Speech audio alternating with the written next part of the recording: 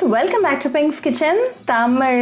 இன்றைக்கி நம்ம லெமன் ரசம் எப்படி செய்கிறதுன்னு தான் பார்க்க போகிறோம். இது ரொம்ப ஈஸியாக பண்ணிடலாம். இது நம்மளோட இம்யூனிட்டியை ரொம்பவே பூஸ்ட் பண்ணும். ஸோ இந்த ரெசிபியை பார்க்குறதுக்கு முன்னாடி இதுக்கு தேவையான பொருட்கள் என்னென்னு பார்த்துட்டு வந்துடலாம். ஒரு இடிக்கிற கல்லில் 1 டீஸ்பூன் மிளகு, 1 டீஸ்பூன் ஜீரகம் சேர்த்துக்கோங்க. இதை நல்லா பொடியாக அரைச்சிருங்க.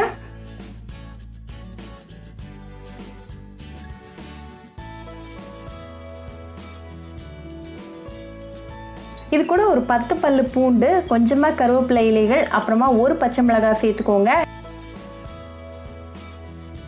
இதை நல்லா நசுக்கி வச்சிடலாம். இது ரெடி பண்ணி வச்சுட்டு நம்ம ப்ரிப்பரேஷன் ஆரம்பிச்சிடலாம். ஒரு மண்பானையை சூடு பண்ணிக்கோங்க. அதில் 1 டீஸ்பூன் எண்ணெய் சேர்த்துருங்க. எண்ணெய் நல்லா காஞ்சதும் 1/4 டீஸ்பூன் வெந்தயம், 1/4 டீஸ்பூன் ஜீரகம், கொஞ்சமாக கருவேப்பிலை இலைகள், 2 காஞ்ச மிளகாய், அப்புறமா 1 சிட்டிகை பெருங்காயத்தூள் சேர்த்துக்கோங்க. இதை லைட்டாக கலந்து விட்டுருங்க.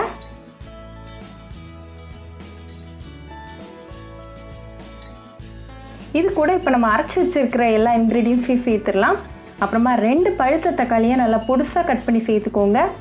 கூடவே 1 டீஸ்பூன் உப்பு, அப்புறமா 1/4 டீஸ்பூன் மஞ்சள் தூள் சேர்த்துக்கோங்க. இதை நல்லா கலந்து விட்டுருங்க. தக்காளி நல்லா மேஷ் ஆகிற வரைக்கும் நல்லா மிக்ஸ் பண்ணி விட்டுருங்க.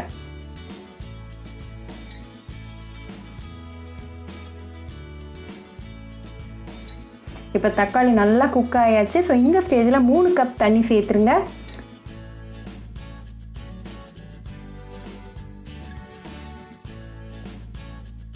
நல்லா மிக்ஸ் பண்ணி விடுங்க. இது லைட்டாக கொதிக்க ஆரம்பிக்கட்டும்.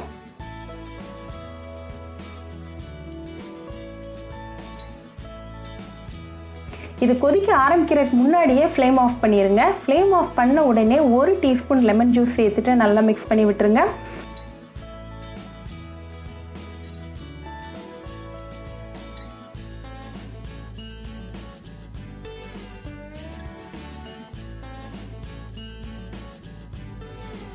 கடைசியாக கொஞ்சம் கொத்தமல்லி இலைகளை சேர்த்துக்கோங்க. அப்புறமா கொஞ்சம் லெமன் ஸ்லைசஸையும் சேர்த்துக்கோங்க.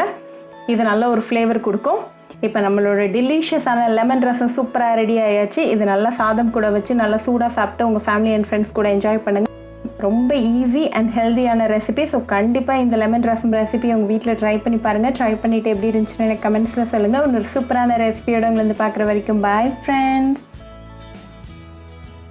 உங்களுக்கு இந்த வீடியோ பிடிச்சிருந்தா பிங்க்ஸ் கிச்சன் தமிழுக்கு லைக் பண்ணுங்கள், ஷேர் பண்ணுங்கள், கமெண்ட் பண்ணுங்கள் அண்ட் மறக்காமல் சப்ஸ்கிரைப் பண்ணுங்கள். கூடவே பெல் ஐக்கானையும் கிளிக் பண்ணிக்கோங்க. அப்போ தான் நான் போடுற வீடியோஸ் எல்லாம் உங்கள் நோட்டிஃபிகேஷனில் வரும்.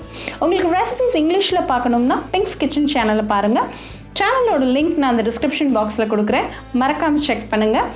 இன்னொரு இன்ட்ரெஸ்டிங்கான ரெசிபியோட உங்களை பார்க்க வர வரைக்கும் பாய் ஃப்ரெண்ட்ஸ்.